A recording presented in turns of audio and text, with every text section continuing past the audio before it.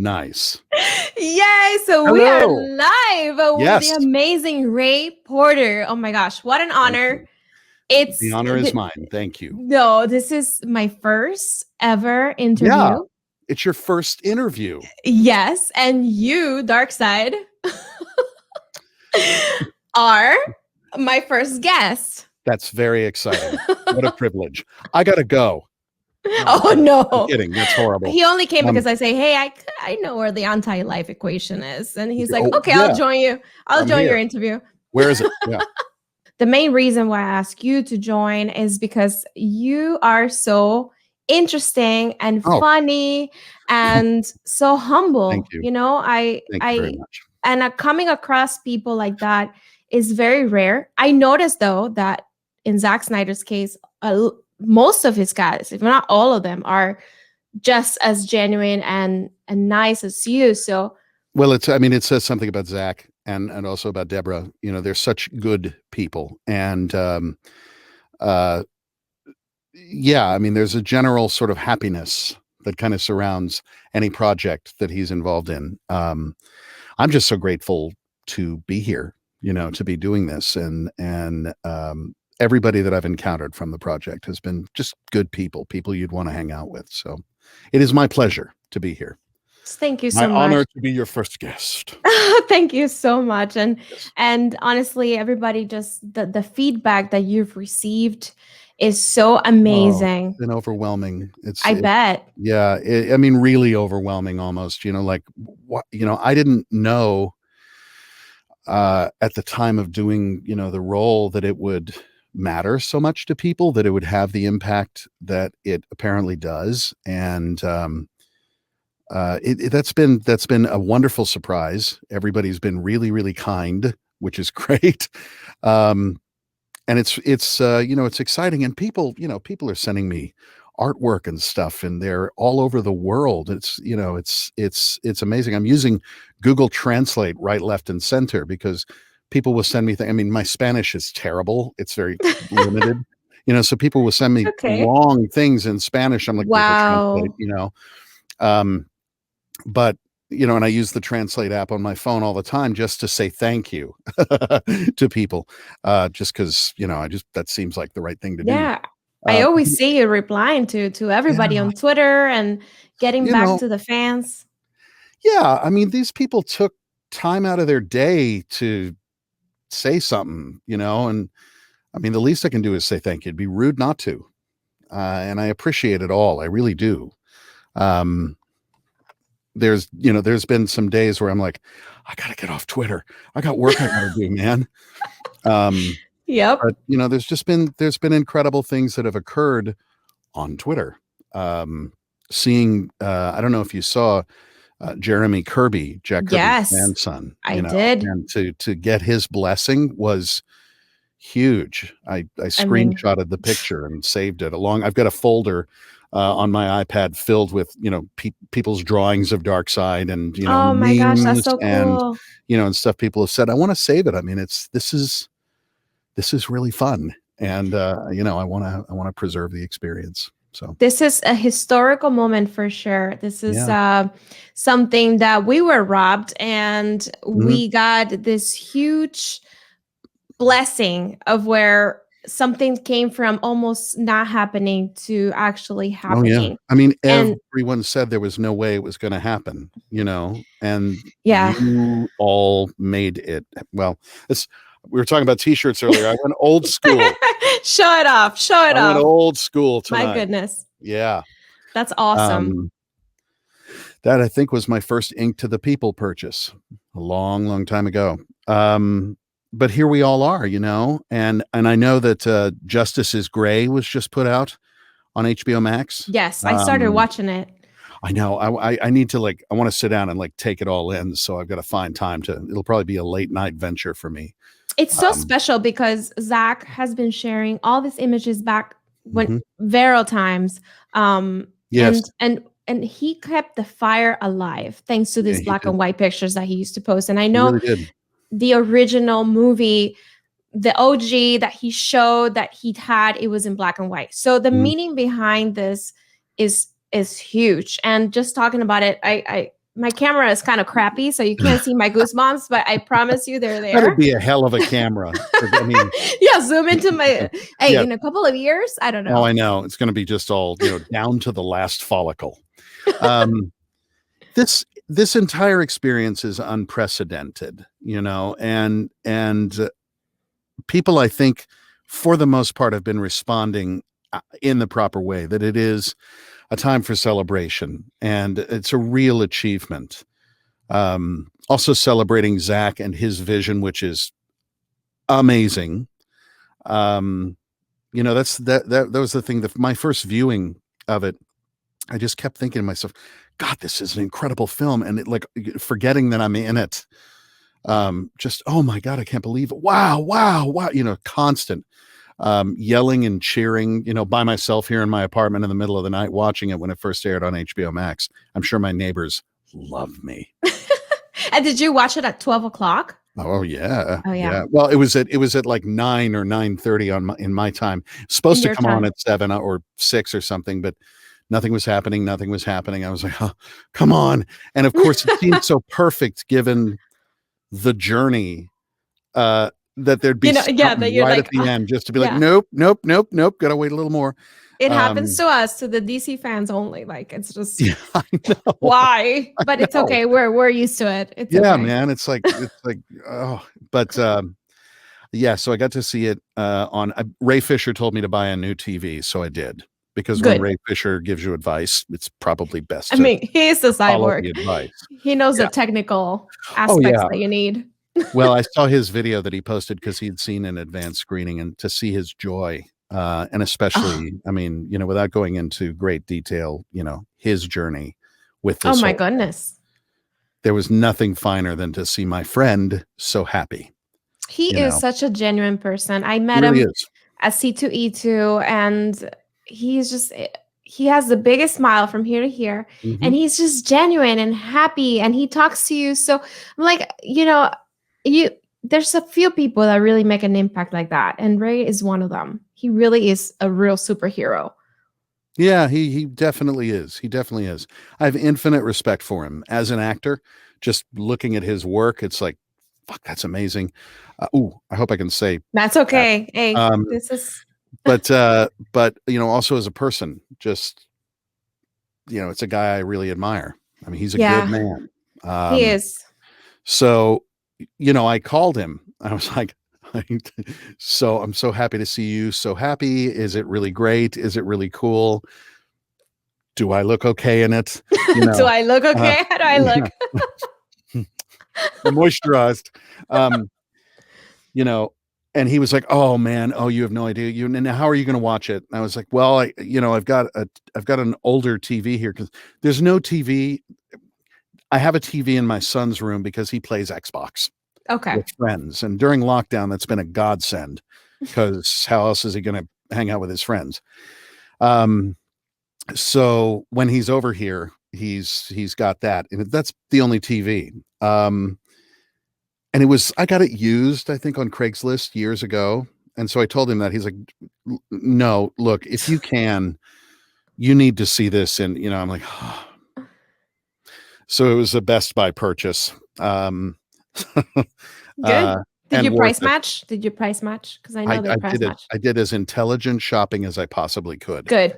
And I needed to find one that was good for games, obviously. I didn't know that some TVs are better for games than others. Things you learn. Anyway, got myself all set up to watch it. Had my snacks already. It didn't come on. The snacks were dwindling. And then I finally, and I watched it, and it was incredible. And then the next day, basically, I got to go see it in IMAX with some people. Oh, you're lucky. I saw that picture. Like IMAX. Well, it was, it was amazing. The sound, especially. I mean, because I don't have an IMAX sound system here in the apartment. Wish I did. My landlord would love that. But it was incredible. It was incredible to see it. I also loved in the credits, the acknowledgement to the fans, because everybody knows that without the efforts of this fandom, we wouldn't be here. I mean, I certainly wouldn't I did my stuff and then was cut when somebody took over. And that was it. And I was like, well, okay. So you Didn't make a knew good Darkseid story. was sorry, you knew that Darkseid was part of the movie since 2016? Yeah. And you Yeah. have to be like, I did this. This was I had to be great, quiet. but Yeah, I had to be and you silent. you actually acted in the movie. I think you I, mentioned that I you did. actually did the axe thing with like a Yeah, well, broomstick or something. again, I did do mocap, but I don't know at this point whether that's Richard Citrone or me. I know that. I mean, I did the axe thing. I did the hand, pulling up a clump of earth and looking at it, and and all of that stuff. Ooh. Um, I even got to do the jump. That was You geeking out jumped out so of the hard. oh no way. I You jumped off a jumped. box, and landed. But again, I think it was probably in the end he went with Richard Citrone doing that mocap stuff because Richard has such experience working with Zack on this stuff. He's such a great stunt person, combat expert, movement guy, So I don't know honestly which You don't mocap know. is Citrone and which is me. I can tell you definitely that in those fights, that's going to be Richard Citrone because I didn't do that stuff. And then I did some voice stuff, and then I did face capture, which is just our faces. Like I remember For emotion, for emotion, for mouth movements, for that kind of thing. And I remember looking on the monitor when Kieran was doing some Steppenwolf stuff, and it was literally just a black screen and just his face lit up, which was, I mean, that's kind of an arresting image in and of itself, doing the lines. But they take that and then they map it. My God, the CGI people, the VFX people on this film, amazing. And you guys are in the same room when you do the conversation. Like for example, when Yeah, you're talking to we did Steppenwolf scenes. together. We did some, see, there are others where you're talking to someone who isn't there, because it's a CGI or VFX thing. But we were fortunate enough that Peter and Kieran and I were able to do our scenes together. And then, that exchange between Desaad and Steppenwolf, they did that on that day too. So, Interesting. yeah, so we were able to do those scenes and get them done. So I have a question. Yes. Is this the day that you're talking about? That's the day. That was when we and were all. Then this is I know. I loved that. I loved that. This is the Trinity, and he makes the coolest edits. And when I saw this, I laughed so hard because you guys look so great in your golf cart, right? And we're in our mocap suits in a golf cart, and those guys, Peter and Kieran, look terrific. I don't know what the hell's happening to my face right there. It's frightening. I look like it's a selfie, I look like a whimsical baker in some kind of cheap advertisement or something. But anyway, but then thank God for the Trinity. Look at that. And I'm like, this is so freaking funny. Like, this is hilarious. And these guys are there together hanging out. Yeah. I think that was pretty cool. It was very cool. I laughed so much when I saw that. God, the artists on Twitter just blow my mind. Oh, so really many. Brian Zapp is one of my favorites. If you have a chance, you've seen his stuff. I mean, I wish I could. Damien, all of these people, DeTrinity. There's so many, and I've got so many of it saved. Good. So yeah. Do you have a screensaver as yourself? No, that would be a little odd. No, it's so cool. I mean, so cool. I've got a house full of T-shirts of me. I've got like it's you. You're in my home. Hey, exactly.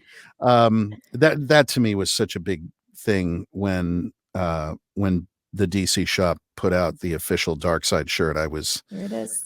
I was hit with some memories of like seeing kids when I was a kid, wearing DC shirts, and when McClellan announced the Darkseid figure, it was like, oh my God, I'm an action figure. What? And then Weta Workshop, have you seen, they just released today their 1/4 scale Darkseid.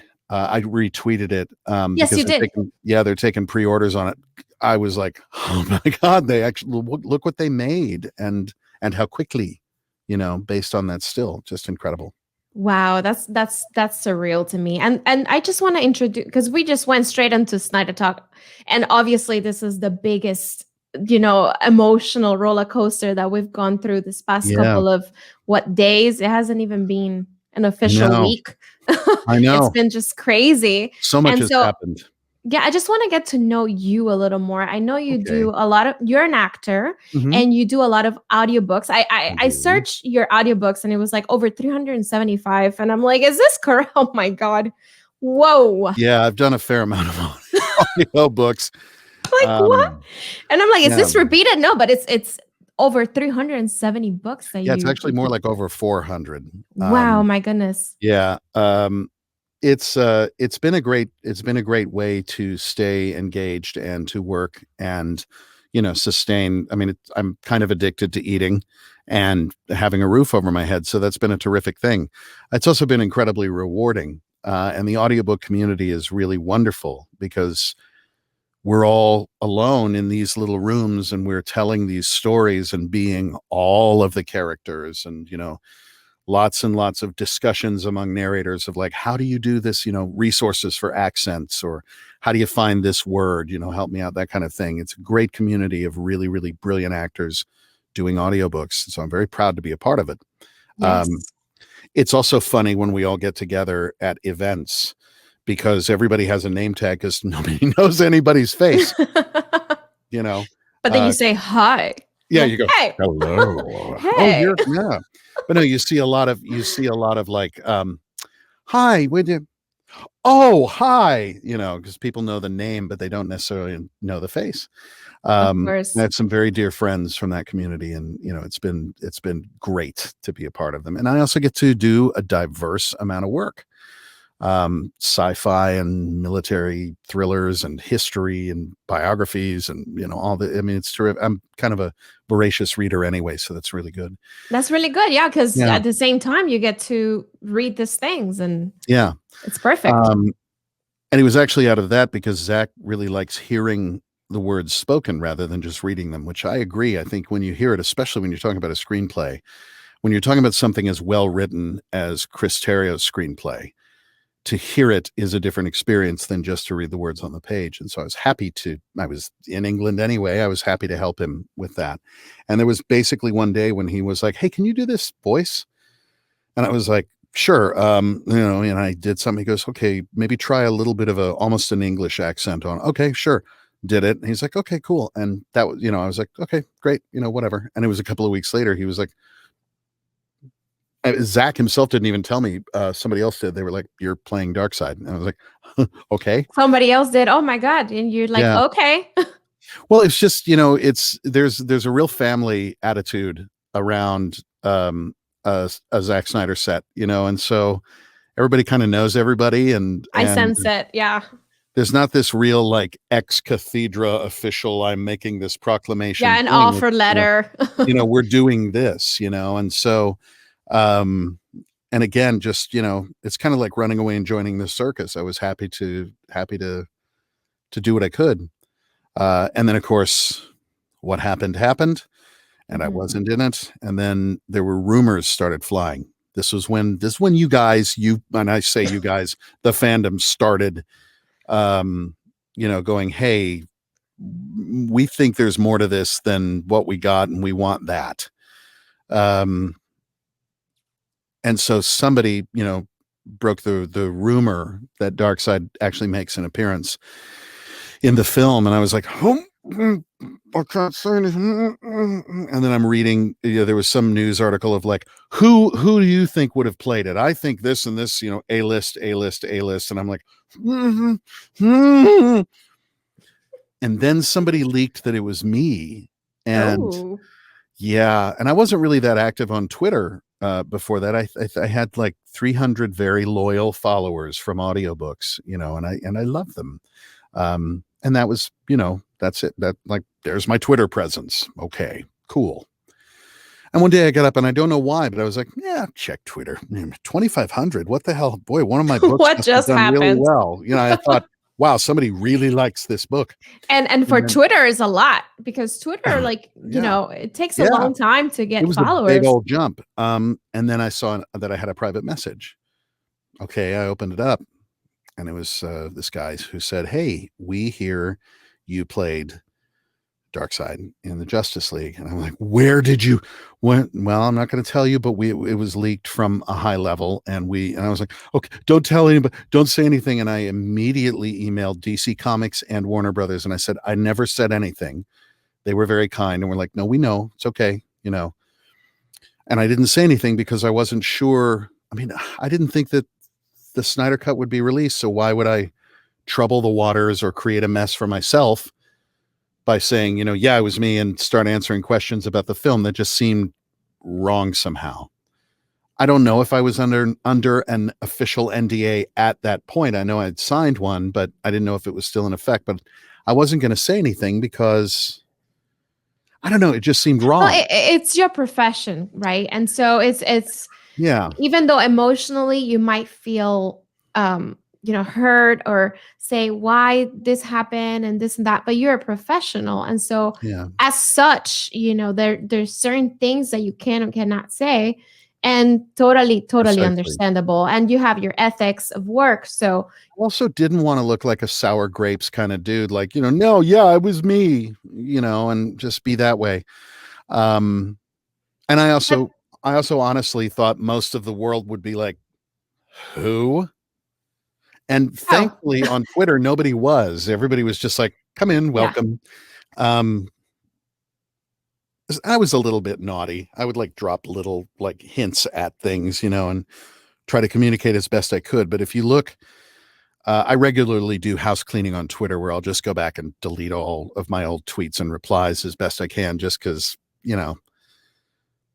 leaving that stuff up there. Anyway, I just do some house cleaning. Not that I ever say anything really controversial.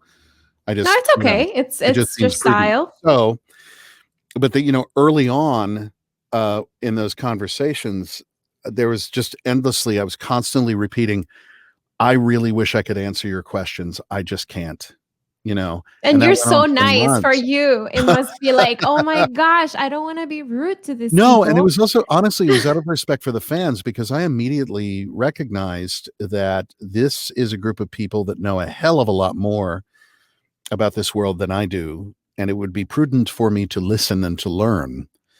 And also, if they're going to ask a question, it's probably going to be pretty specific to their knowledge of story within the comic book realm. And I don't want to put a foot down wrong, so just be quiet about it. And then finally, when Zach did that wonderful announcement at the watch party that it was going to be, and I wasn't sure, it wasn't completely official yet. I had a feeling that it might happen because I was asked to re-record some lines. But I didn't know when, and I wasn't sure. And so I was on tenterhooks just like everybody else was the day that live stream happened. I kind of felt like something was happening, especially because they had a contest with Mighty Pegasus was the one that won to create a poster. Which I have on my wall. And I'm like, why would you do a contest for a poster of a movie that's not going to come out? So much love and respect to Mighty Pegasus, by the way. Oh, yeah, he's amazing. I've got that thing on my wall. It's mind blowing, right? It really is. Just, and it changes colors. You walk around the room and it's really fun. Yeah, but again, I was pretty surprised because I've been in the business long enough, TV and film and stuff like that you never say for sure, hey, this, because it can change on a dime. So after he announced it, I texted him and I said, hey, congratulations. I'm so thrilled for you. Can I come out of the closet as Darkseid now?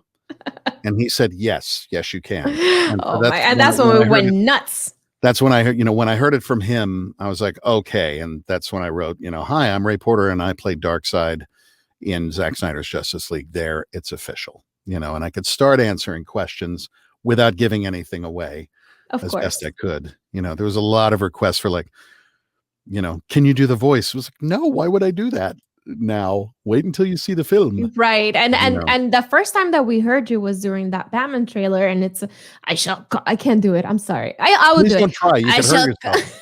No, actually do try, but don't. I won't. No. Here's the trick. Tell me. Don't do Dr. Claw from Inspector Gadget. Don't do that. You'll hurt your throat. Just talking do as low a voice as you can.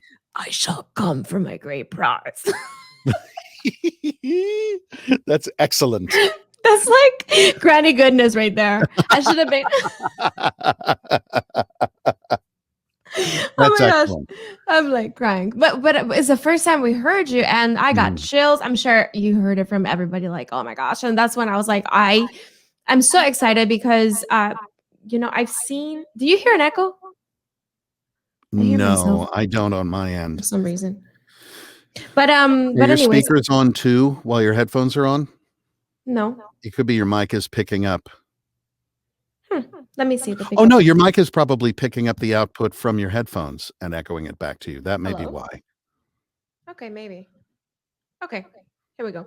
But I remember always loving Darkseid, and Mm. I was reading the Jack Kirby, the New Gods, which is from the 70s, and it's Yeah. super cool and interesting.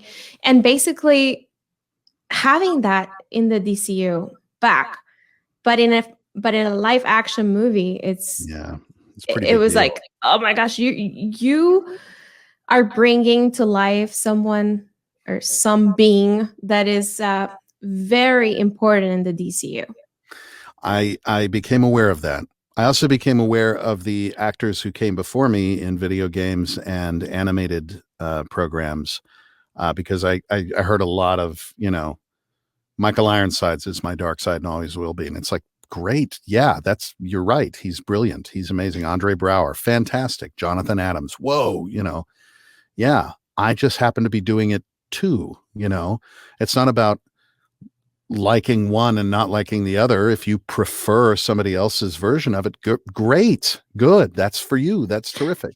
I think it's just Um, knowing that we almost missed out on that, and you yeah. brought it so perfectly, like your voice, the way that you Oh, did it, thank and you. they didn't really change it so much. Your voice. We all kind of sound like us. I mean, there's definitely effects on it, but Peter sounds like Peter and Kieran sounds like Kieran, and I Yeah, it's sound like me. yeah, with a little more. There's some stuff on it for sure, but it's really just a question of getting close to the mic and going as low as I can possibly go Wow. for the voice. It's just oh god, let's see. Are you doing the voice? It's just a question of getting the voice as low as possible. That's all. It's And amazing. you just get right up on the mic, so the Right mic. up on the mic. Okay, Right later up on after the mic. this, we're gonna do some classes, right? Yeah, we'll do some. Okay. Yes, vocal classes with Darkseid. That's been so. Just as a sidebar, that's been so alarming to me when people have posted videos on Twitter of like, "Hey, I tried to do the Darkseid voice today," and they're on their throats so hard. I mean, I'm a voice actor. I'm an actor. I did Shakespeare outside for almost 20 years through forest fires and rain and all that other stuff. I know how easy it is to not only hurt your voice, but to permanently damage your voice. And so Yeah. whenever anybody's been like, "Hey, I tried to do this," and I'm like, "Stop, please stop. Stop it. Oh, Have some tea with honey and lemon and don't do that anymore. You'll hurt yourself." I mean, it's such a unique and amazing voice. And did you when you knew that Darkseid? I mean, Mhm. I can't really ask you if you had an inspiration because it My was you. inspiration was the visual, because I had seen a visual of what Darkseid would look like. There Okay. was an early rendering of what he would look like, pretty close to what we got. Okay. Oh, and if you hear a helicopter, it's because I live in Los Angeles. Um, Okay. and so when I saw him, I've especially with like doing audiobooks and stuff like that, if I see a person's face, even if I imagine their face, I kind of can get an idea of what their voice sounds like. That's what Darkseid sounded like to me. When I saw the picture, when I saw that image, and when I saw some of the lines and the text and the things being said about Darkseid, I was like, well, let me try this. And it was a stretch. I had never done that kind of a voice before. Hmm. So I did it, and it seemed to pass muster. Zach approved, and Warner Brothers seemed to like it. They had their doubts initially. I didn't hear about this until much later, but they were like, "We don't know who this person is. You want somebody that's known." And Zach, I will be grateful to him for the rest of my life, said, "No, I want this person." And I got a chance to prove myself. to Warner Brothers and Jeff Johns and those people, and they seemed pleased, and so we went forward with it. But the voice just kind of came out of seeing him. I didn't know anything about the history of Darkseid. I didn't know much about the story. I always respected comic books and comic book fans, but it was never my thing, really. It wasn't something I really gravitated to. I sure know a lot more about it now. And at any age, at any time in life, you can become obsessed with comics. Well, the people who have been avid collectors or fans since childhood, when I read something like, I grew up reading these comics and I always imagined what he would sound like. And, I'm really pleased with what you did. That means the world to me. Of course. And there are other people out there who are like, no, I prefer Michael Ironsides. Good. He's a great actor. Yes. Good. Andre Braugher, great actor. Yes. Jonathan Adams, great actor. Prefer them. They're terrific. That doesn't bother me at all. Look, I got a text message. Let me just quiet my phone. That's cool. I like a little interview time. Turn my phone off. No worries. So it's been an adventure. This is all kind of new to me. I get to go to cons and meet people and sign things, and I really want COVID to be over so I can go to cons. I can't wait. I cannot wait. Zach hugs and Zach talked about a possible event that is going to have more in October. Would you be there? Oh, if he wants me there, I'm there. I'm sure he wants you there. We all want you there. Can't wait to meet you in person. I'd be happy to be there. Saving all my stimulus money, just to fly over there and nerd out with you guys. This is incredible to me. And I have this little line going across to say donate to American Foundation for Suicide Prevention. Foundation, yes. So that's the website. AFSP.org. Yeah. Correct. So I know this is the community not only brought this movie to life, but also saved lives. So this is huge. This community answered disappointment with a movie in the most wonderful of ways. They also answered the greatest tragedy that can ever happen to anybody in a really beautiful way. And that was through raising so much money for AFSP. And I know that that's going to continue. I know that's going to be ongoing. And that's the best part about this. There's a real fundamental nobility to the actions of the fandom within that realm. I don't understand when people talk about. Oh my God, those articles. Today I read an article and it was so nasty the way that they were. It's just fascinating to me that, I'll read things that are said about Zack, which really, really, really piss me off because I like him so much. Anybody can deconstruct anybody's art. That's what art is. You put it out there and you take a risk. And if somebody didn't dig it, okay, somebody else does. Fine. I get that. When I see nastiness and a review is just being used as kind of a gravy boat to contain all of this bile, it really pisses me off because that's just an attack. And why? Why? I never understood that. I never understood that. Fans respond negatively to that sort of thing. And immediately it's like, oh, toxic. It's like, well, no. Angry that you would say such things. And, I'm sorry. I don't see a lot of toxicity within the fandom. You get any group of people together and there's always going to be some stuff, right. But that's what the mute button is for on Twitter. Good. And blocking, which I do a lot.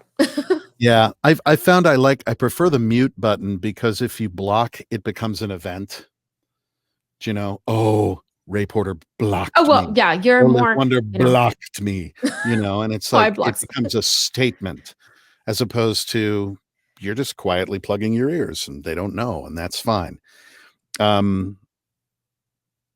That's a good one. Okay. Yeah, there was a couple of times when I was being roped into arguments between fans, and I'm like, what do you think I'm going to do? You think I'm going to referee this? Why am I tagged in this? And so I had to ask people, please don't. And I muted a lot of stuff like that because A, I don't want to be involved. I got enough negative. We all have enough negativity. Thank you. And B, I don't know what the hell y'all are talking about. This is like high level comic stuff, and I have no clue. I just think that we're so used to get beat down, Mhm. the DCU in general, and with BVS and Men of Steel. I think honestly, I think it really all comes from Zack being a legendary, like, and Zack and Deb having this mindset where it's way ahead of their time. So a lot of their movies, when they came out, people weren't ready for that. I feel That's a good personally way to like put it. Men Yeah, of for Steel sure. is such a different take on Superman that people were. It was just shocking to see him kill someone. Mhm. It was just shocking to see, that. And then you have BVS, which is, I always call it the middle child between obviously Men of Steel Mhm. and Zack Snyder's Justice League, but it's so Yeah. deep and emotional and full of meaning. The more you watch it, the more you fall in Yes. love with it, especially the ultimate cut. So I just think that they were way ahead of the time. If Zack Snyder would have released Watchmen today, it would have been like even more so of a mind-blowing movie. It's just I think they were Yeah. way too advanced. And Snyder, the Zack Snyder's Justice League is just, it's just He's epic. he's a brilliant storyteller. He also sees 5 miles deep, anything. I mean, look at his shots. Look at the film language that he uses just visually. This is a guy who's thinking 5 moves deep, sees, everything. And I was there in script meetings with him and Chris Terrio when Zach's talking about stuff that is canon, that there is a precedent for it. I believe that.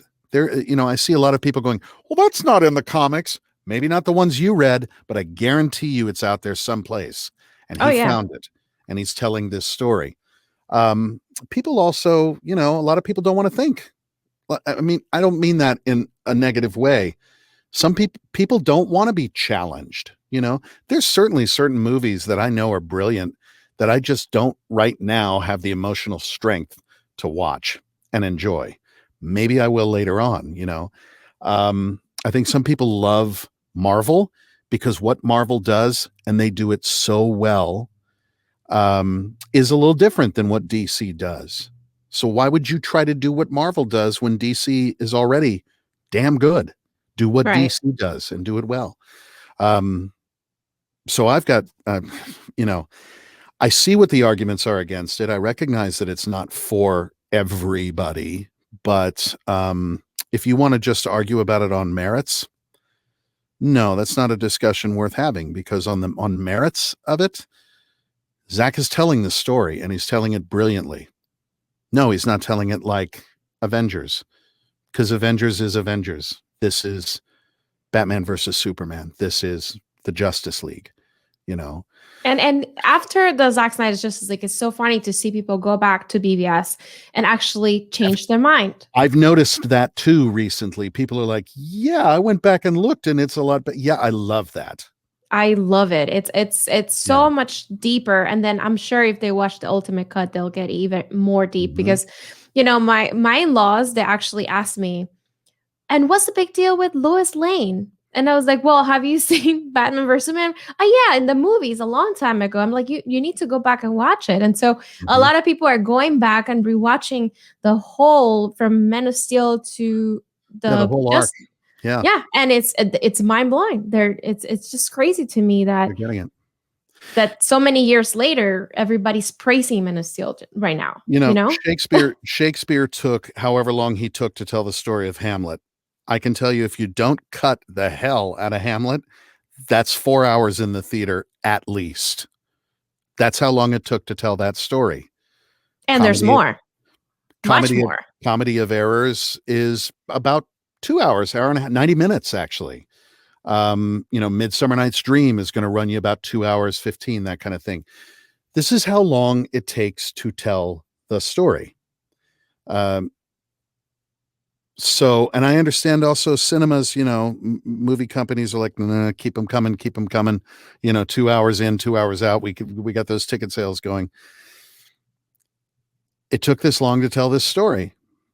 And everybody says the 4 hours spent watching Justice League doesn't feel like 4 hours. And I will second that emotion. Oh Because yeah, I it's filled. It's, you know, yes. took that long to tell the story. Get used to it. Get I over it. think I You think know? also having it broken down by parts really Mhm. kind of helped the mind, because I feel like Yeah. we're so used to binge watch and sit down and watch good shows that are like really good, and you're like, oh, next episode, and you're kind of like used to it. So it almost trained your mind to say, I need the next one. How much is left? I can't, no, don't end. No, that's how I felt. I was just so stressed out towards the end. I was like, I don't want this movie to end. It's so good. It went by so fast because it had it was perfectly broken down. And I'm Yeah. doing an analysis. I have literally like so many notes, so That's so many cool. notes of the Oh my goodness. movie. And oh my gosh, I'm finding things and finding things, and I'm just like, it's a masterpiece. It's something that should be studied. Did you find me as me? I saw you forging the mother Yes. box. Yes. I'm not. I don't want to ruin it for anybody that hasn't seen him. But No. notice when the men are making, putting away the mother box, he's around there. So Yeah. I saw you right away. And all the mother box holders are slightly different, which I kind of love. I also love how like the Atlanteans like built this whole thing and did this whole thing, and the With the Amazons built octopus. this whole thing. Yes. And the humans are like, let's just dig a hole. No, What did you I know. expect was going to happen? So I have a theory, and I think that the anti-life is at the Themyscira, but then I saw that, and I think that's a fascinating theory, because if you really study the footage of where it appears, I think that's why. I think that's a really compelling theory. I don't And claim to know, but I do like that theory quite a lot. thank you so much. Yeah. I was like, it just feels like it's there. They hit the island because the anti-life was there. So Right. it's pretty cool, and I'm really excited that you like my theory. No, I remember when I read it, I was like, oh, that's amazing. Wow. That's so Yeah. cool. Thank you. So, I have yeah. so many theories, and I have them all Good. here, and it's just like mind blowing the things But that I again, this is something that happened off of a movie. exactly. There's speculation, there's discussion, there's arguments, which is great. you know Like I the other just day. think it's a triumph. I just think that the film is an absolute triumph. I'm very proud to be in it, but even if I wasn't, the film is an absolute triumph. You're amazing. Actually, I have a fan question. Oh Someone yeah. that I mean, this person, he is his name is Titan. I don't know how you say that in Titan English. art Titan Art Effects. Yes. Titan Art Effects. I love his work. He's Oh, I amazing. want to see some. And he loves Darkseid. And so he has a little video for you. Okay. If it plays a little choppy, we'll pause it for a second and then we'll let it load. Okay, you know how it is. But Yes. let me pause it, and Oh wow. I just want to go back to this. Like, he has a whole Darkseid outfit, and he's just so talented. Wow. Right. So let's see if it plays. Hi, Mr. Porter. My name's Jason Wilkinson, and I am a big fan of yours, especially your performance in the audiobooks for the Bobiverse series. Big fan of that. Thank you. As a DC and a DCEU super fan that I am, as obviously you can tell that I like Darkseid. Thank you for your performance. It's exactly how I envisioned Darkseid to be portrayed in DCEU finally. Very brooding, a man of few words, but ultimate strength. So thank you for that. My question to you is, the average moviegoer may make comparisons of Darkseid to other cinematic villains that we've seen recently. What would you say is the biggest difference between Darkseid and those comparisons? Thank you again. Okay, first of all, major props to that dude's craftsmanship. That's just mind blowing. Much gratitude for being an audiobook listener for the Bobiverse, which if you're unfamiliar, It's a series of books, beginning with a book called We Are Legion, We Are Bob. I'm very proud of those books if you want to listen to them in audio. And that's a great question. So yes, the purple one, the guy with the fancy glove. I think Darkseid is motivated by different things, primarily, than Thanos. I mean, yes, we are kind of assembled. There's similarities because I think it was Thanos came after Darkseid.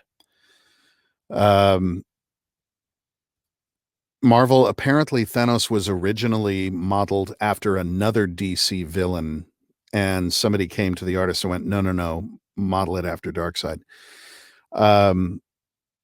So, he's got to assemble the gems or the stones for the glove, and I'm attempting to assemble the unity and find the anti-life equation and then do all of that. I think they're motivated by different things. Thanos seems to be, worships death and that sort of thing.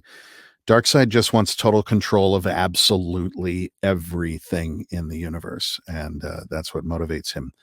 The backstory is a little bit different, the growth and, the ins and outs. I mean, I've been learning. I'm not as much of a scholar as, say, Scott McClellan. Others. Oh my gosh, who's that? Oh, that was so well done. You dressed well, man. How are you? I am very good today. I got that shirt too. Scott McClellan, everybody. Yeah, this came in yesterday. So when Liz said that you were going to be on, I was like, oh, I know what I'm wearing today. I was going to wear that, but I decided to go really old school. Oh, remember these shirts? Yes, I do remember those shirts. The multiverse. But the difference is, I mean, you'll probably be able to speak on this even more than I could, but the difference, I've been studying a bit on the differences between Thanos and Darkseid, and they're pretty big. I mean, yes, there's similarities, but what motivates Darkseid, what Darkseid's backstory is, what he intends to do, that kind of thing, I think that's where the roads sort of diverge. Well, especially if you're following what the comic continuity was versus, say, the interpretations that have been given in the films. I mean, in comics, I mean, the biggest thing is that Thanos is basically a mutant from a moon of Saturn. I mean, that's why he's called a Titan. Darkseid is a god. Yeah. I mean, we're not even talking about the same ballpark. Well, I mean, that's the thing. Right. Like, what we're seeing is the physical embodiment of what Darkseid. That's not what Darkseid is. That's the vessel he chooses to appear as. Right. Right. Because I mean, if you want Kirby 101, basically you're talking about this beautiful idea of he took all this. He basically came to DC. DC said, here's 4 books that you can write and draw and edit, and we're going to leave you alone. You just do you, because we got Kirby away from Marvel and we want to get our money's worth out of it. Right. And he goes and creates this cosmic mythology of Ragnarok happens. The old gods die. And what happens when the old gods die? New gods take their place. Yes. And so, I mean, I think the funniest thing I've ever heard about Darkseid is he's Space Satan. That is funny. Great. Yeah. I mean, because the idea was that the planet of the gods split in 2 after Ragnarok, and you got Apocalypse and you got New Genesis. Yes. With their respective leaders. Highfather, very much sort of that Judeo-Christian image of, the old man with the white beard. But also elements of Odin, too. Very much so. Yeah, I mean, obviously Ragnarok being an inspiration, but yeah. Oh, absolutely. That was the beauty of things. Kirby basically just took every religion and mythology, put it in a blender, and was like, I'll take the parts I like. So great. It was so cool. When I see people comparing Darkseid to the Thanos, I'm like, you guys, I mean, he has omega beams out of his eyes. Like, you can't really I always compare Steppenwolf with Thanos. Those two. I would say there's more similarities between those two. If you're going to compare them. Right. And even if you're talking about like, especially the movie interpretations, I mean, the idea that Darkseid wants to rule existence because he is a god and he wants to control everything. Yes. And well, Thanos has, in the comics at least, literally is in love and wants to impress the embodiment of death. I mean, those are two very different those are two completely different motivations. Like, I mean, to be very, very glib and very, very pedestrian, Thanos is doing all of this stuff basically to get laid, right? yes. Very, very much. Well, Darkseid's just like, no, I own this. I have my name on it. All of everything. Everything. Yes, yeah. Thank you. I want your will. Like, I want you to follow me because I made you. One of the fascinating things I read about the effect of being struck by the Omega beams is not just that you die horribly, but that like your entire existence is utterly, completely nullified from ever having been. Well, and that's one thing, because actually the funny thing is, especially if you go back to like with the way Kirby wrote it, Darkseid can basically make the Omega Beam effect do anything to you that he so chooses to do to you. Right. Because, I mean, that's actually why, man, like Justice League 3, if we can, hashtag restore the Snyderverse. I mean, that's how in Final Fight, I know, exactly. That's how Batman doesn't die in the comics when he fights Darkseid, because Darkseid just decides to scatter him across. He actually scatters him across existence. And so you see Batman in all these different time periods. There's almost an element of H.P. Lovecraft's Great Old Ones. Yes. A little bit in that there is no way for the human mind to fully encompass what that will is, what the intention is, and what the actions are. Would you say that that's true? Absolutely, because even Darkseid himself, there's a great story in the comics, and I love the point that you made. It's like, pick up any comic, you can find some precedent for something. Anyone who tries to speak as an expert, and that includes myself. I can only speak as an expert of what I have read, and I will fully acknowledge that you can probably find some story somewhere that will contradict something that I say, because comic books are over 80 plus years old, and they have contradicted themselves more times than I can count. Right. Yes. Yeah. So, I mean, even Darkseid in one great story got so greedy that he goes to the source, which is this great mythology that the idea is that the universe has an end. You could actually hit a wall where the universe ends, and beyond that is where life came from. The source. And anyone who gets too greedy and tries to break through the source becomes a permanent prisoner of the wall. It's like that's your punishment for reaching too far, as you now become part of the barrier that separates the universe from whatever it is in the great beyond. Wow.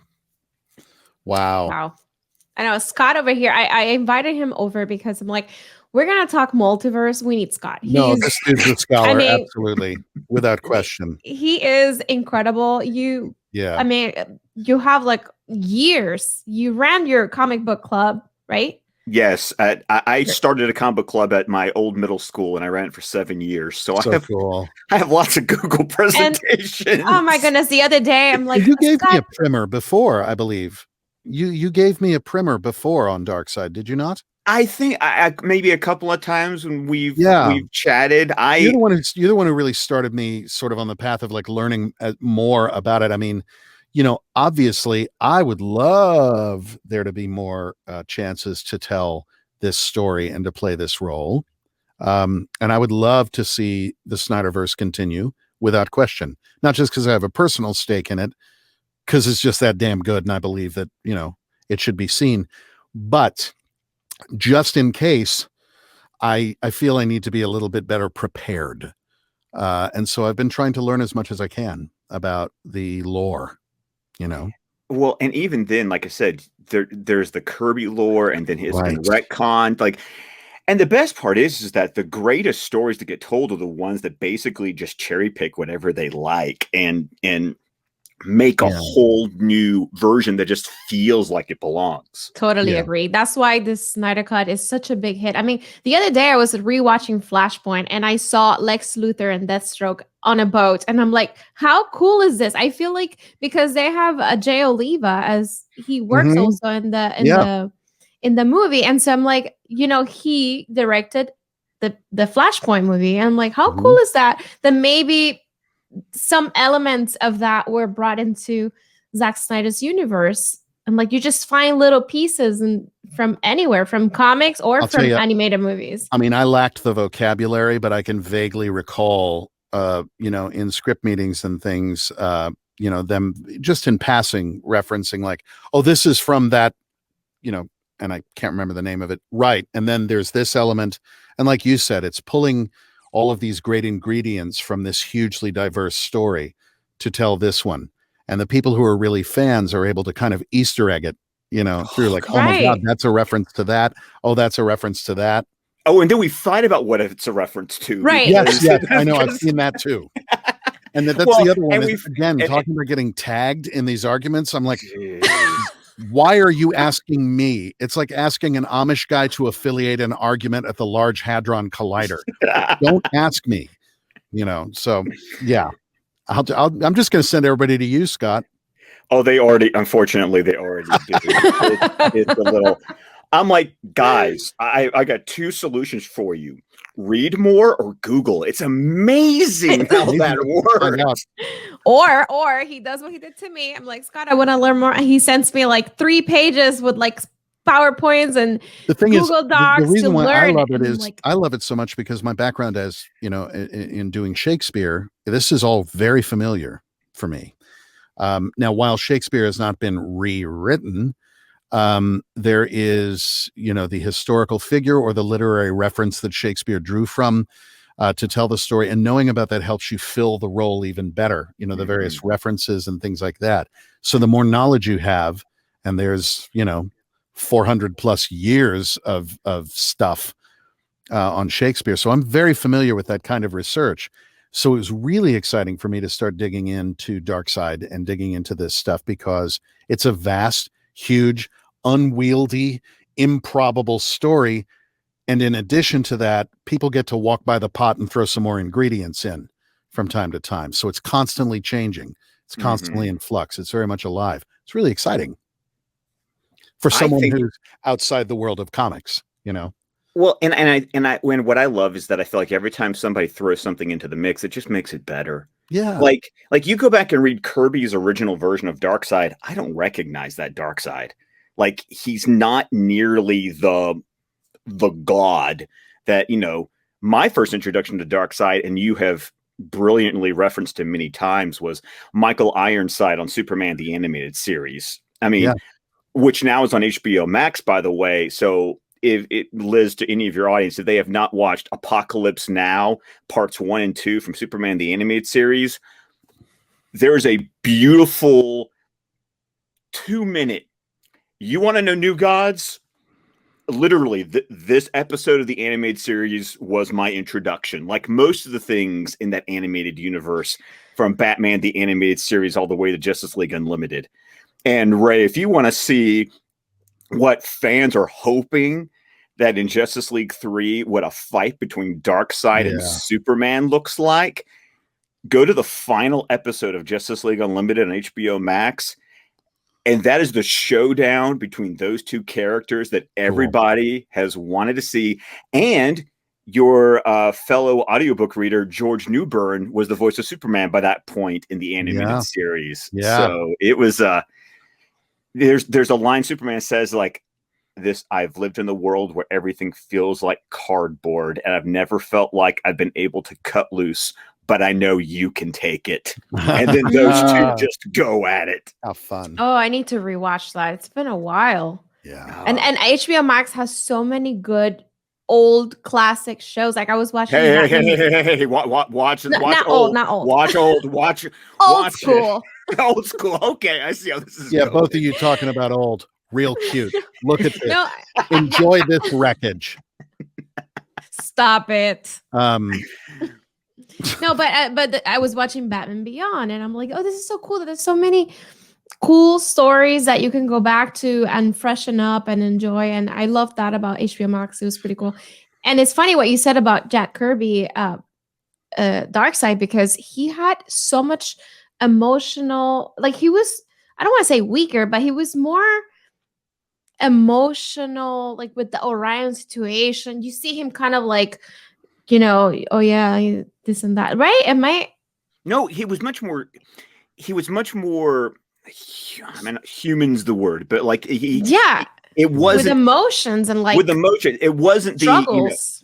it wasn't this dark side. It wasn't the Right. floating above the ground with his arms behind his back and just going pew pew pew. It was. I was so happy that there was a brief glimpse of that pose in the film. He's, you catch him as he's coming out of it. But yeah. And then he looks at you. That was amazing. But that's also why the multiverse in DC is so impressive, is because all these stories, I mean, the thing that always blows my mind is when everyone wants to argue about what is continuity or what is canon. And the beauty of the multiverse is everything is, because it's a multiverse. It's like you find the idea that if you understand the concept of the multiverse, if you understand an idea that all worlds, all universes coexist simultaneously, and the fun part of this is that they just vibrate at a different frequency. So when you have a character like the Flash, which is where the multiverse was first introduced, if he can vibrate himself slightly differently, he can travel to a different universe. Right. I mean, if they all exist, then it's all continuity and it all counts. There's way too much. Oddly enough, quantum science is coming around to that very idea as reality. Right. Yeah, I think it's the many worlds interpretation. Yes. So I have this slideshow, and I asked Scott if you could explain the multiverse, like if we're kids, right? Which is getting introduced. I'm 5. So he sent me this awesome short, little presentation that's gonna help him go through it. And so, Scott, take it away. I think you're the best person for this. Well, I mean, it was interesting that when the term came up, the term was first used in 1895. It was kind of used for moral relativism, the idea that our morality is a multiverse, that we all have our own various ways of what we believe is right and wrong. And so that was the first time the word ever showed up. But the thing that I think people need to realize is that you have experienced the multiverse if you enjoy fiction. You have encountered a multiverse. It arose by any other name, because you could hear it called parallel world, parallel universe, other dimensions, alternate reality, alternate timeline. All of these concepts, however gobbledygook that a sci-fi or fantasy writer wants to throw at you, what they're talking about is the multiverse. Mm-hmm. When there's a different version of the world that that coexists. Middle Earth, Dark Tower series. Oh, the Dark Tower series. Yes. I mean, there's a man who took a 7-book series and managed to work in practically 50% of the other books that he wrote, and said, "Oh yeah, these all connect," because when you start to the world, it's a masterwork.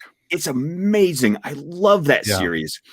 And so, like you're talking about, when you say multiverse, there was this guy, his name was Max Tegmark, who talked about basically there's 4 levels.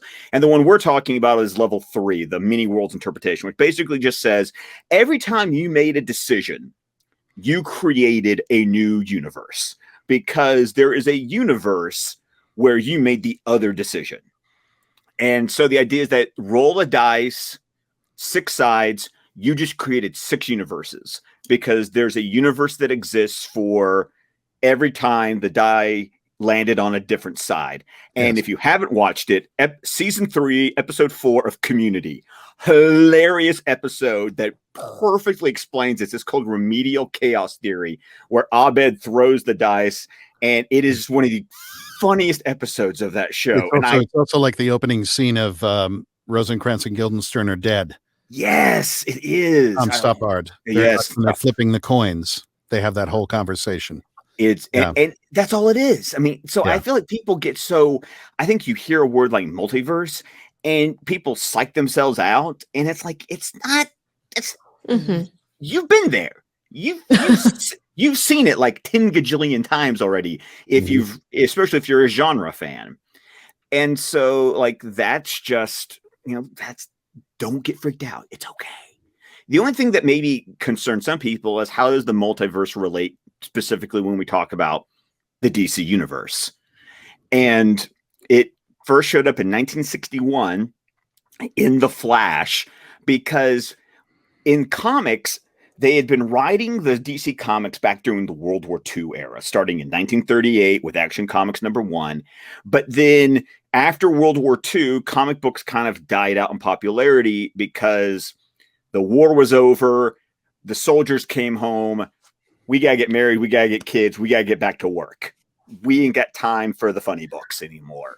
And so the popularity of superheroes died also because, you had soldiers. So they had, real life heroes to look up to and no longer needed, men and women in spandex. Well, then what happens is that in the late 50s, DC Comics relaunched their line with brilliant men like Julie Schwartz and Gardner Fox. And they basically took characters that had existed in the 40s, gave them new names, new identities, but used the same name. So you got another Flash, you got another Green Lantern. Now Superman, Batman, and Wonder Woman didn't fight during World War II because they're not that old. And what Flash of Two Worlds did was said, oh, wait a minute. All those stories you read back in the 40s, they happened. They just happened on a different Earth. And now we've got this new character whose name is Barry Allen, and he can travel between those two worlds. And so that was the beginning of DC saying, all those stories you read 20 years ago, 20, 30 years ago, they still count. We just put them on a different Earth. And that was the beginning of the DC universe saying, no matter what we do to our stories, no matter how many times we reboot our characters, if we ever want to bring the old stories back, we have the perfect fictional storytelling device to make that happen. Puts an interesting spin on Campbell's thing that's also on the great Zack Snyder shirt, of all the worlds, all the hells, everything is within you. And that definitely comes into play the way this does, especially where DC Comics is as of like today in 2021, because what you'll see is that they had a multiverse and it went on for 25 years. The problem was that no one could keep track of all of it. No, how could you? No. And what they were afraid of was that it was a barrier to readers getting into the comics, because they were doing like annual crossovers between the Justice League of America and the Justice Society, which was the old 40s version of the team. And so that's when you hear Crisis on Infinite Earths. This was this big 12-issue event that happened in 1985 where they're like, dude, we are getting rid. We are starting from scratch because none of us can keep track of it anymore. And so that event happens, and the word was kill the multiverse. There will only ever have been one version of any particular character, and we're going to put them all on one Earth. Done. And so that's when you get what's called pre-crisis. So basically anything before 1985, and post-crisis, which is 1986, moving forward. Okay. A lot of us grew up in in the post-crisis world, where it was just one world, one timeline. All the characters have always existed together. But then they were like, but we like doing these little fun little what if stories.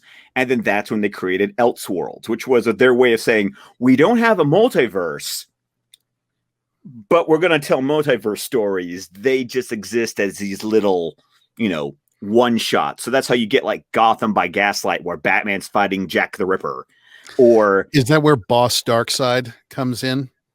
No, he doesn't, unfortunately. I'm sorry. Yeah. Sorry, I jumped ahead on you there, but just wanted to ask. No. And there's also another great one, Superman Red Sun, which is what if Superman had landed in the Soviet Union instead of landing in Kansas? Oh, There's a pretty cool animated movie. There if you haven't seen it in the HBO Max. I've heard of it. Yeah. I'll have to check it out. But that was their way of cheating the rule of no multiverse. Oh, well, they're just Elseworlds.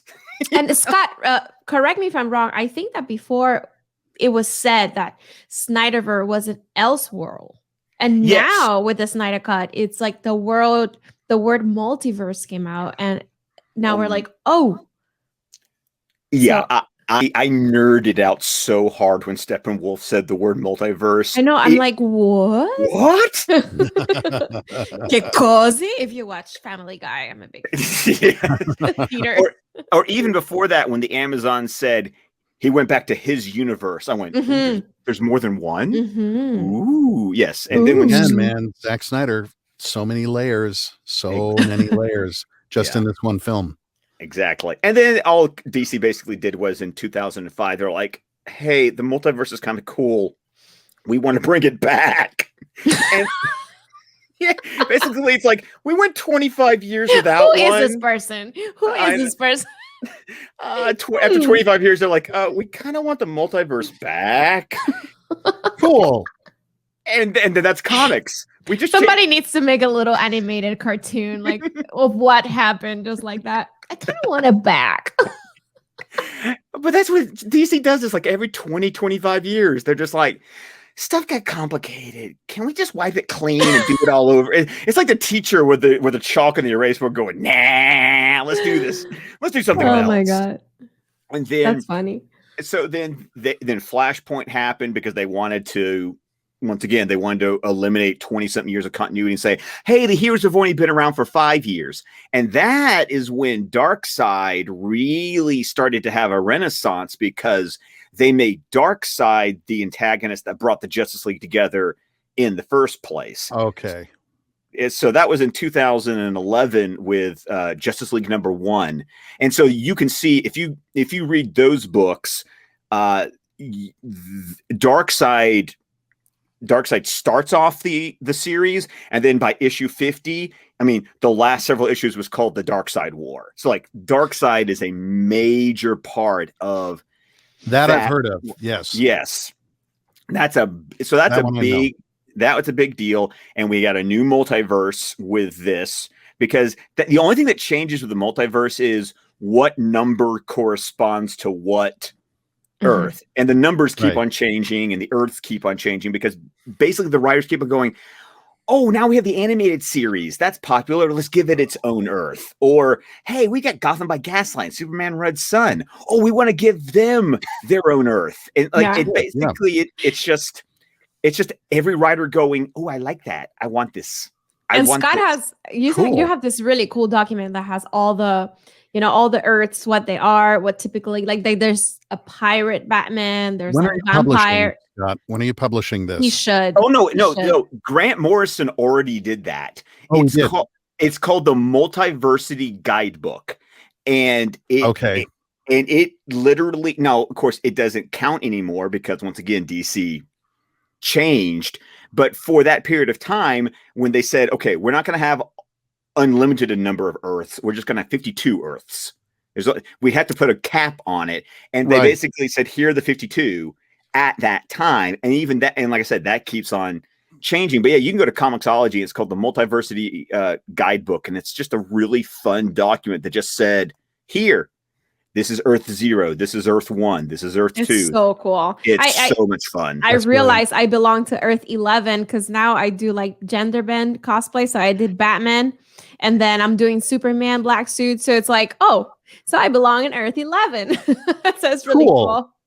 Yeah, it's really fun. And it's always fun because we all like find like, ooh, we always find our favorites. It's like, ooh, I like this Earth and this Earth and this Earth. It's like shopping. And then what they did literally this year is they got sick and tired of the problem is that when you put a cap on something, like there's only 52 Earths, someone's going to get left out. And the ones that get left out are always going to be somebody's favorite. Right. And so now they have this concept where they've moved from the multiverse to the Omniverse. Okay. Which literally Scott Snyder, the writer who wrote Death Metal, which was the miniseries, the event that made this happen, was he had a little sticky note on his computer that said it all matters or it all counts. And so the idea is that in the Omniverse, any Earth at any point, at any time, in any continuity is out there. And the characters can remember all their various versions of themselves. So whatever story you read that you like, it's true. It's true. It happened. It's canon. You can't argue about what's canon and what's not, because now it all is, and so they can remember it. Arguments about canon in the DC, it's sort of a moot point, right? That I think that was even the intention of the Omniverse, was to go, knock it off. Whatever you love it, because it's out there. I never understood that word canon. I never wanted to even Google it of like movies. And I heard the Snyderverse not canon. I'm like, what are you talking about? That's my Superman. Like, what do you? By this rule, you cannot say that. It all matters. I would argue it didn't matter beforehand anyway, because I've always treated movies are in Elseworlds. They're just a different version of these characters. Mm-hmm. I mean, the canon has always been the argument of whatever is in the monthly books, the books that come out every month. Yes. What details, what plot points are those writers at that time treating as, we need to acknowledge that these events happened. We need to acknowledge that this stuff is going to affect what we write. When the true story is, if you've read comics as long as I have, there's even that term, retcon, retroactive continuity. We can go back and put in whatever we want at any point, because guess what? These are fictional characters. As I do Ben Affleck from Jay and Silent Bob Strike Back. Yeah, but I was talking to a friend of mine, Tim, who is comic. He does like comic books and all this, and he was talking about the timeline, right? So anything that's Justice League related, that's happening now, comic book wise, right? Yes. And then everything else kind of like falls into different. So if a new Justice League comic book comes out, that means it's the most recent one. Yes. Okay. So that's pretty cool. Well, I've got an action figure, so I say I'm canon. Yeah, you are. Yeah, you are.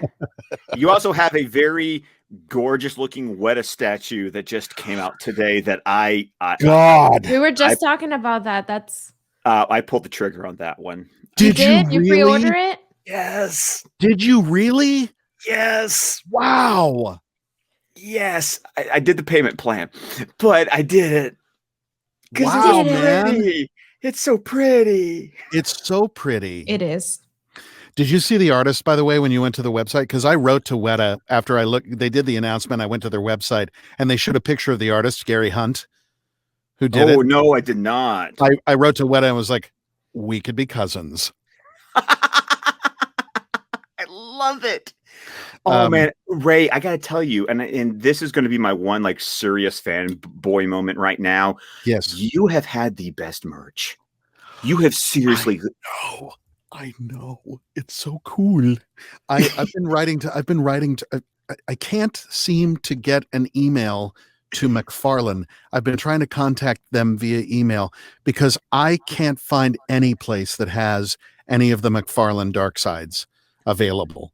And are they all sold out? I think everything I've seen has been. Yeah. In fact, hold on. When they first went up, I went on Amazon and I did a pre-order and they were like, they won't be here until June. I was like, okay, great. And then I got an email from them going, now they won't be here until January 2022. And I was like, well, no, cancel it. I'll find it someplace else. I can't find it someplace else. Look at Target. This. Go to Target. No, I can't. They're gone. Well, right now it's telling me I can add it to my cart. Shut up. Yeah. Here, Okay. if you don't believe me, add to cart. What? All right. I'll have a look at that. What are we looking at here? This is Weta? Yes, this is Weta. Yeah. Is that there? Beautiful. Yes, there it is. Yes. All right, let me see if I can make it Yes. bigger. I don't think I can, but it's Super thinking about how cool. to take over. And it's got light up eyes. I know, right? It's I mean, so cool. but you've got the cool pop, which sold out in 20 minutes or less. I pre-ordered a pair of those. Yes. The shirts from DC, the shirts from Foot Action. Oh yes. You know, yes. I've got my Mighty Pegasus hanging in my house too. I mean, it's just it's been so killer impressive. merch. Well, it's funny because for as much as this thing has been like buried for the last 3.5 years, it's like when it came out, it's like at least someone at DC merchandising was like, oh no, this is a gold. Like they knew what the gold mine was because Darkseid, like I said, Darkseid has really had a renaissance as a character in the last 5. I'm trying to do the math here. Yeah, 5 to 10 years. Like he's gone from being, he's always been a big bad mamma jamma, but now they've just been pushing him so much more in the comics, the animation. Bomber jacket on the DC shop. Oh God, yes. Oh, another person who also recently did Darkseid, which was just was Tony Todd, and that was an experience. So, there Apocalypse War. Tony Todd was the voice of Darkseid. Okay. Yeah. Also on HBO I love that Max. movie. It's so good.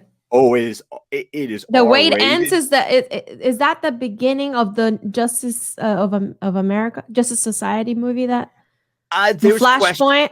There's questions about that because sorry, I'm going to go really nerd hard on this. Go for it. Basically, they did like 15 animated movies that are all connected. So like, and so you could follow the story. And for the most part, they kept the same voice cast throughout the entire movies. And so Apocalypse War was like the series finale. It's like, this line of movies is stopping. So it was like, we can do whatever we want because this is the last one. It is R-rated. Like I've never seen an animated movie be R-rated. They have that Wonder Woman cyborg,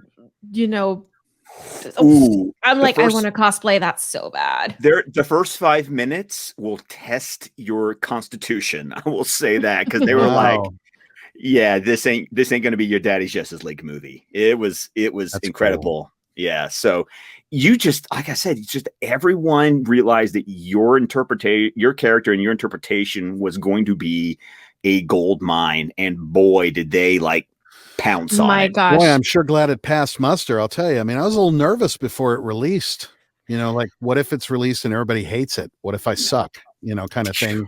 No, I mean, that's a very real, No, I can understand. It's a real concern. Yeah. Everybody has fears. And I was so relieved when, at least the stuff I've read, people have been very, very positive about what I did with it. And I've been very happy, about that because that's a huge undertaking. Now, are there any other opportunities that have come up, if you can talk about that, because of the success of this? Not really as of yet. I have an agent for cons now. So I'm very excited very about nice. That. Yes.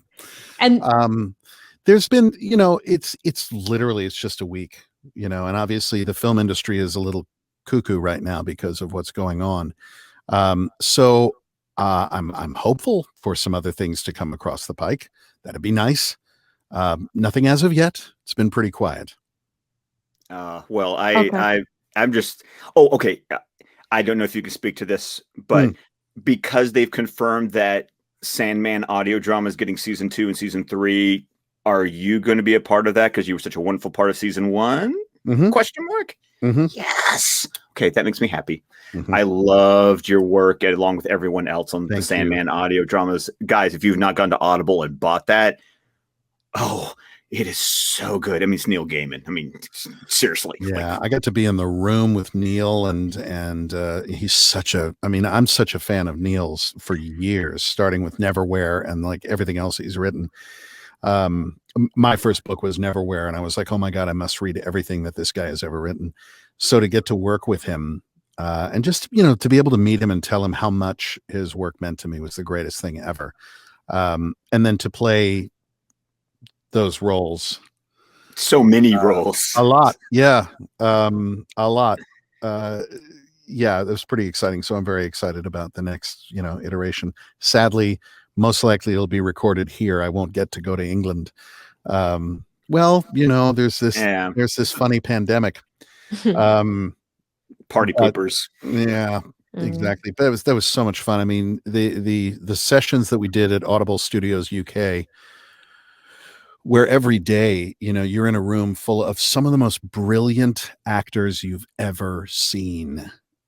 Some of them you know, and some of them you don't. And all creating this stuff together with Neil right there, and with my friend Dirk Maggs producing and directing it. It's just, you know, and I can't say enough about Dirk Maggs. Again, if you like that sort of thing, and if you liked Sandman, please check out the other stuff that he's produced.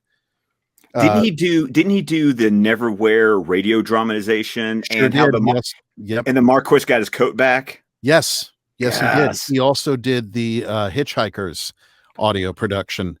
There was the newer one, and that was pretty. Yeah. No, he's the real deal as far as an audio producer. He's like unbelievable, and he's a good friend, really good guy. So check out Dirk Maggs. Check out anything he has produced. Just type his name in Audible, and it'll just all pop up. It's just exactly shopping list right there. Awesome. Yeah.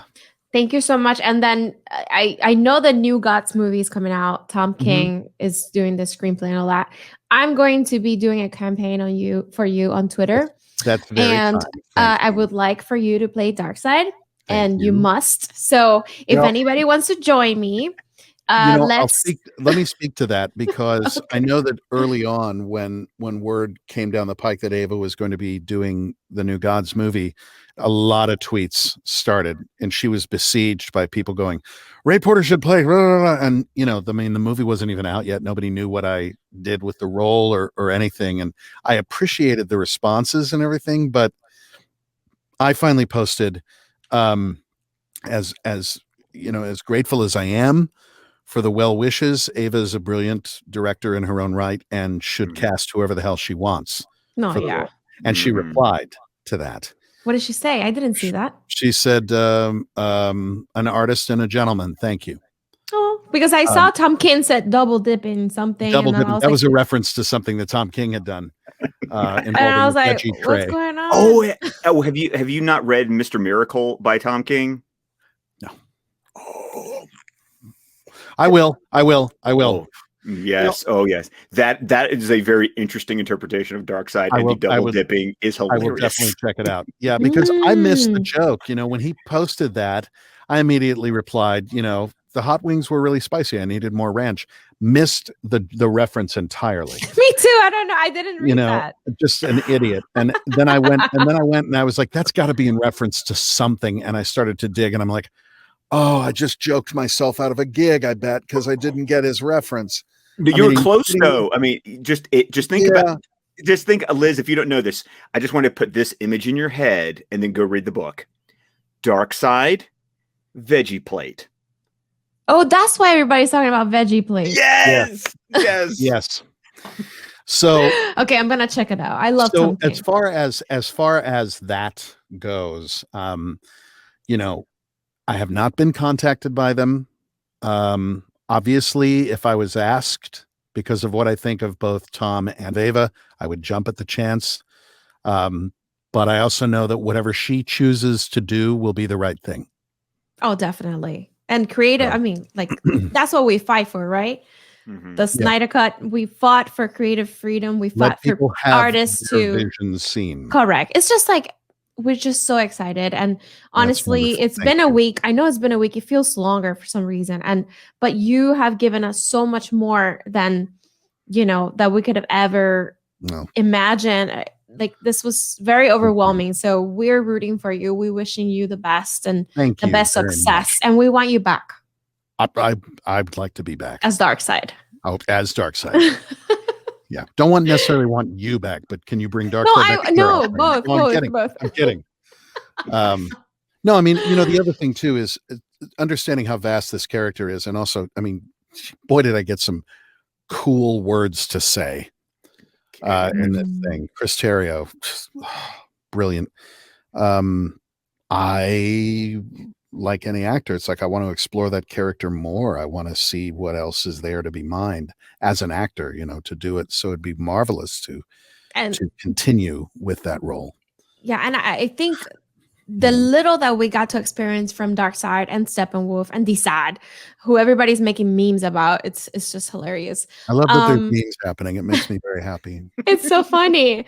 The little that we see, it gives so much of a story that you're like, what happened there? It just leaves you like, what's going on with Steppenwolf? I feel so bad for him. This is what I was going to say. Liz, you nailed it. This to me is the essence of really, really good storytelling. And I mean storytelling on a level of Shakespeare or, you know, think of whatever great writer you want to think of. Steppenwolf, right? His clothes are knives, for God's sakes. He comes down, he swings an axe.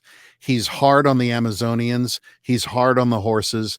He's, you know, he's awful, terrible, horrific. And by the end of the film, you actually feel this sympathy and this great sadness for him. That is amazing storytelling. I hope Kieran is feeling such validation right now for his true performance in this movie. I really do. It was one of the first ones that were like, you know, this is not the movie. Speak about it. Yeah. Yeah. He's such a brilliant actor. If there's a movie, there is a movie called Eclipse. It's a small movie. Kieran Hines, Aidan Quinn. Make a note. His performance in that film, there are a few performances and a few actors where I'm like, God, I'm really proud that I do what I do.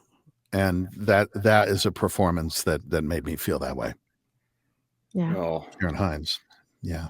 It's added to the list. Yeah. Yes. But wow, great conversation tonight. Lovely chatting with you. I mean, it best first episode I could have ever asked for. So amazing. Happy inauguration.